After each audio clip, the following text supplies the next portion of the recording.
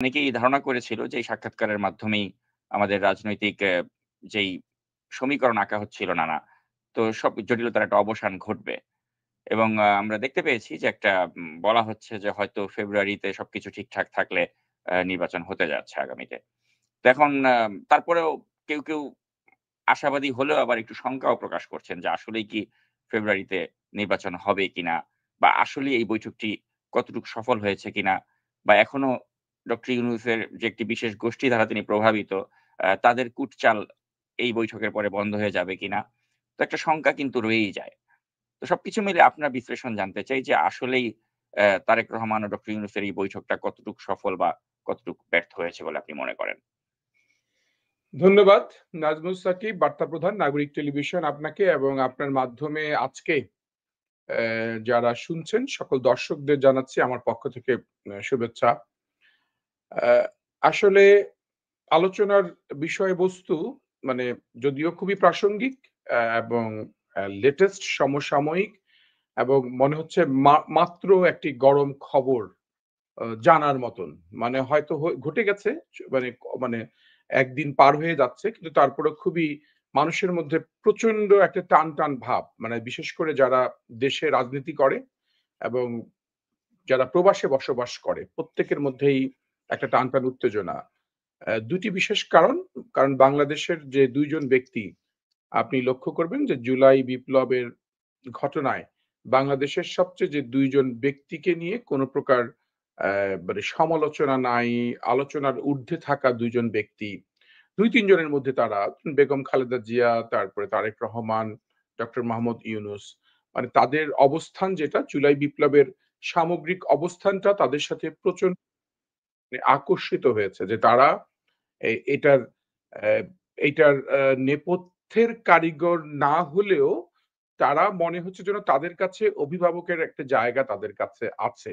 যে কারণেই এই জুলাই বিপ্লবের সাথে সম্পৃক্ত যে সকল ছাত্রনেতারা ছিল তারা কিন্তু আমরা জেনেছি যে তারা জনাব তারেক রহমানের সাথে ওই সময়ই কথা বলেছেন ডক্টর মোহাম্মদ ইউনূসকে আনার পূর্ব মুহূর্তে তার নাম প্রস্তাব করার আগেই তারা কি করবেন। তারা কি জাতীয় সরকার গঠন করবেন? কিভাবে কাজ করবেন? সব বিষয়ে আলোচনা করেছেন। তার মানে তাদের মধ্যেও অভিভাবক হিসেবে তারা তারেক রহমানকেও তারা বেছে নিয়েছিল, একটি রাজনৈতিক অভিভাবক হিসেবে। আবার আবার পাশাপাশি তারা ডক্টর মোহাম্মদ ইউনূসকে অভিভাবক মেনেই তারা তার নাম প্রস্তাব করে তাকে নিয়ে আসে এই অন্তর্বর্তীকালীন সরকারের প্রধান হিসেবে। তার মানে এই ২ জন ব্যক্তির মধ্যে এখন তাদের ব্যক্তিগত সম্পর্কের জায়গাটা আমি একটু বলতে চাই। যে যখন এই জুলাই বিপ্লব সংগঠিত হয় তার পরবর্তীতে এই বিষয়ে বারবার বিএনপির পক্ষ থেকে এবং জনাব তারেক রহমানের পক্ষ থেকেই কিন্তু বলা হচ্ছিল যে ডক্টর মোহাম্মদ ইউনূসকে এই সরকারকে কোনোভাবে ব্যর্থ হতে দেয়া যাবে না। মানে এই সরকারকে ব্যর্থ হতে দিবে না। এই বাক্যটি ছিল ১ম দিকটার একটা একটা বড় ধরনের বক্তব্য এবং যেটি প্রচার হয়েছে মাঠ পর্যায়ে এবং এমনটি হচ্ছিল যে এই সরকারকে সাপোর্ট করা বিএনপি করে যাচ্ছে। পরবর্তীতে পর্যায়ক্রমে বিএনপির সাথে এই সরকারের কিছু সংখ্যক ব্যক্তি, তারপরে কিছু সংখ্যক বিশ্লেষণকারী লোকজন যারা রাজনীতির সাথে সম্পৃক্ত কিংবা সম্পৃক্ত না এবং বিভিন্ন কারণে অকারণে সম্পর্কটি বিভিন্ন জায়গায় তখন ঘুরপাক খেতে থাকে এবং সর্বশেষ জাপান সফরে গিয়ে আরো বিষয়টিকে আরো বেশি মাত্রায় ঘোলাটে করা হয় যখন বলা হয় যে একটি সরকার। একটি রাজনৈতিক দল শুধুমাত্র নির্বাচনের জন্য অস্থির আর বাকিগুলা না। এমন এগুলা বলার কারণে ফলে বিএনপির পক্ষ থেকে এবং স্বয়ং তারেক রহমান সাহেবের পক্ষ থেকেও বলা হচ্ছিল যে না আমরা ডিসেম্বরেই নির্বাচন চাই এবং এই সরকার সংস্কার বিচারের নামে যে সময় কালক্ষেপণ করছে তারা এটা সন্দেহের চোখে দেখছিল। এবং ফলে দূরত্বটা বাড়ছিল। এমন দূরত্বটি বাড়তে এমন একটি পর্যায়ে আসছিল যখন তিনি ঠিক চাঁদ রাতে মানে ঈদের আগের রাতে যখন উনি নির্বাচনের একটা দিনক্ষণ ঘোষণা করে দিচ্ছিলেন যে এপ্রিলের, তখন আরো মনে হচ্ছিল যে বিষয়টি আরো বেশি ঘোলাটে হয়ে যাচ্ছে।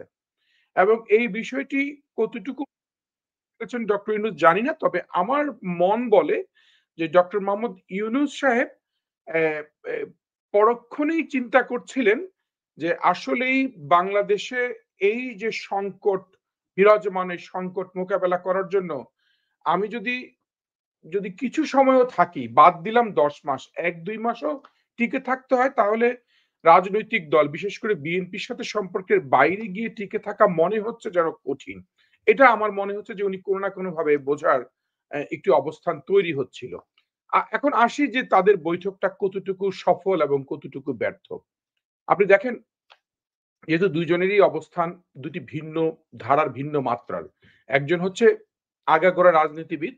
কারণ দীর্ঘদিন রাজনীতি করে আসা একটি বড় রাজনৈতিক পরিবারে জন্ম নেয়া মানুষ। যার বাবা রাষ্ট্রপ্রধান ছিল, দলের উম একটি দল তৈরি করেছে, দলের স্রষ্টা এবং সেই সাথে যার মা বেগম খালেদা জিয়া বাংলাদেশের একজন আপসীন নেত্রী হিসেবে বারবার প্রধানমন্ত্রী হয়েছেন। তার মানে প্রধানমন্ত্রীর সন্তান, রাষ্ট্রপতির সন্তান এবং দীর্ঘদিন রাজনীতি পরিবারের সাথে সম্পর্ক থাকার কারণে রাজনীতিটা সম্পূর্ণভাবে বোঝা এবং মাঠ পর্যায়ে রাজনীতিকে নিয়ে কাজ করা, তৃণমূল রাজনীতি করা সব মিলিয়ে অনেক পাকা রাজনীতিবিদ বলতে পারেন। একটা বর্ষীয়ান রাজনীতিবিদ। এখন আমরা তাকে দেখে হয়তো অ্যাপারেন্টলি তার বয়সের কথা ভাবি। উনার বয়স ৫৬-৫৭ র উপরে মানে ৬০ এর কাছাকাছি হয়ে যাচ্ছে। একদম ৬০ ছুঁই। অতএব উনি মানে উনাকে এখন আর মানে বলার কোনো অবকাশ নাই যে বাহিরের অ্যাপারেন্ট হয়তো দেখে উনাকে খুব ইয়াং মনে হয়। কিন্তু আসলে উনি বর্ষীয়ান রাজনীতিবিদের জায়গায় কিন্তু উনার অবস্থান। পক্ষান্তরে যদি ডক্টর মোহাম্মদ ইউনূস সাহেবের কথা বলেন, উনি একটি আন্তর্জাতিক পরিমণ্ডলের একজন বড় মাপের একজন মানুষ।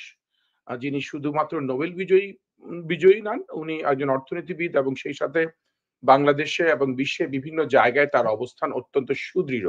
যাকে বিশ্বব্যাংকের দায়িত্ব, জাতিসংঘের দায়িত্ব পর্যন্ত যার অফার ছিল একসময় বাস্তবতা যেটা।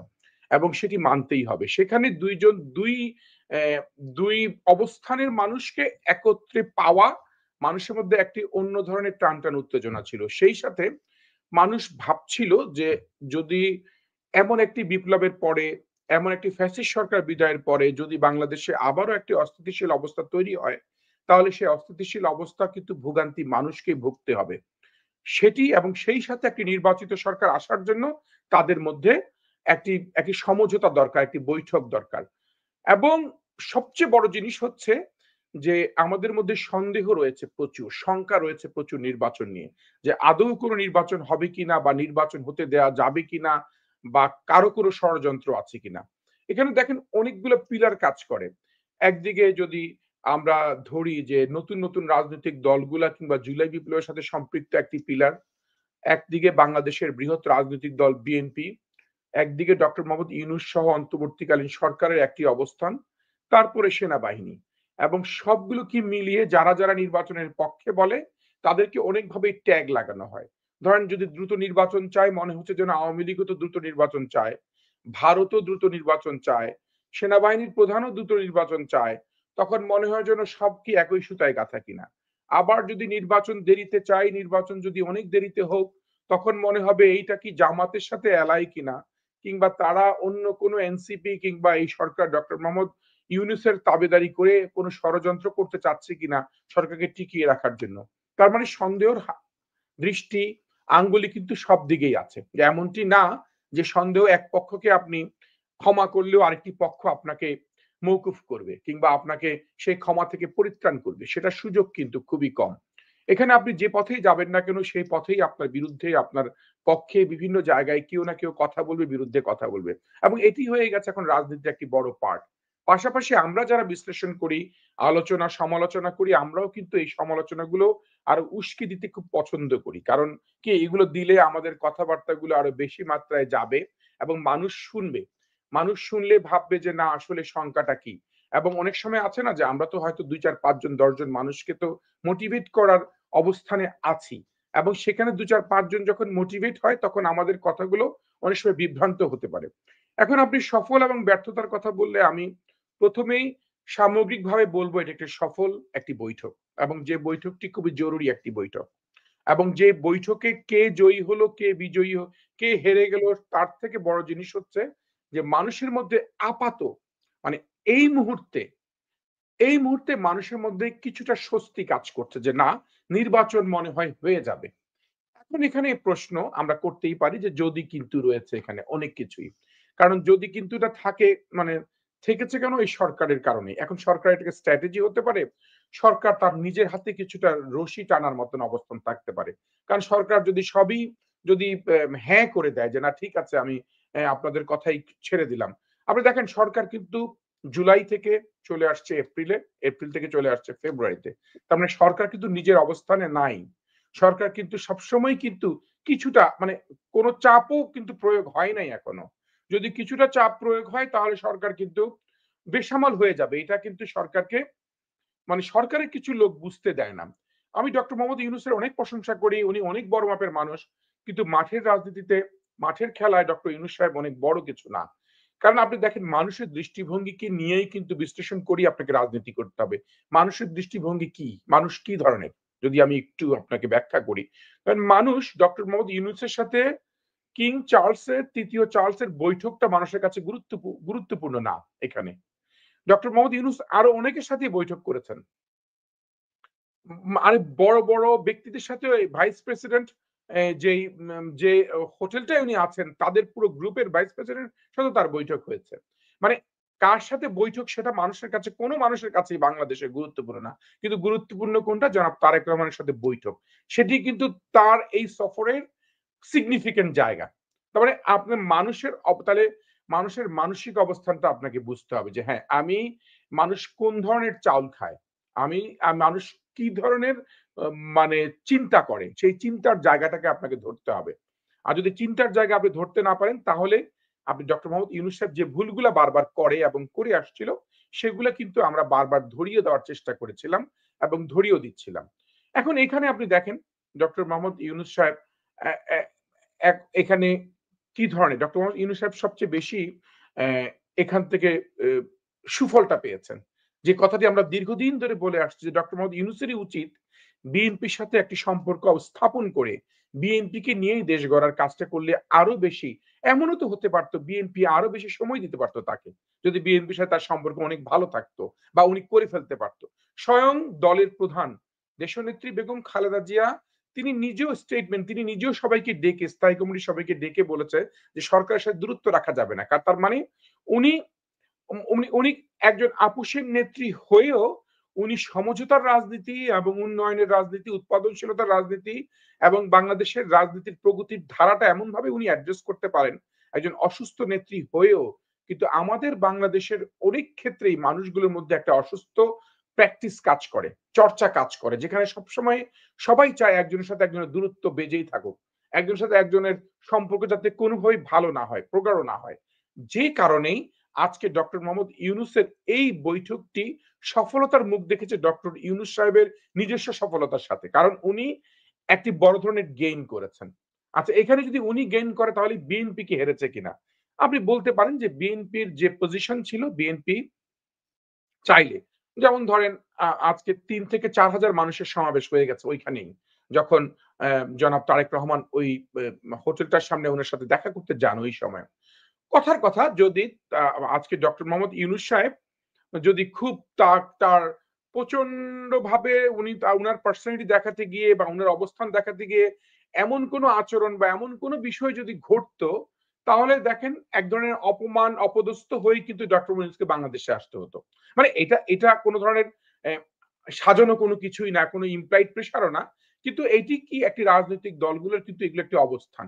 পাশাপাশি আওয়ামী লীগ যেভাবে তাকে অপমান অপদস্থ করার প্রক্রিয়া চেষ্টা করার করেছিল কিন্তু সেটি কিন্তু করতে পারে না এইজন্য যে বিএনপির লোকজন মাঠে আছে। হ্যাঁ, আমরা বিচ্ছিন্নভাবে অনেক ছবি, ভিডিও অনেক কিছু দেখেছি যে অমুক জায়গায় ডক্টর ইউনূসকে অপমান করছে, কথা বলছে। এগুলো হচ্ছে খুবই ছোট, ছোট আকারে কিছু কাজ করে এগুলো দেখানো যে তাদের শক্তি দেখানো, অবস্থান দেখানো দেশের বাইরে। কিন্তু মূলত ডক্টর মোহাম্মদ ইউনূসকে যদি সত্যিকার অর্থে বিচারের কার্যক্রম সম্পন্ন করতে হয় এবং বিচারের পাশাপাশি সংস্কারগুলো সম্পন্ন করতে হয় এবং উনি যে যদি কিন্তু বলেছেন, এই যদি কিন্তু গুলোই উতরানো সম্ভব হবে যদি একসাথে বসা যায়।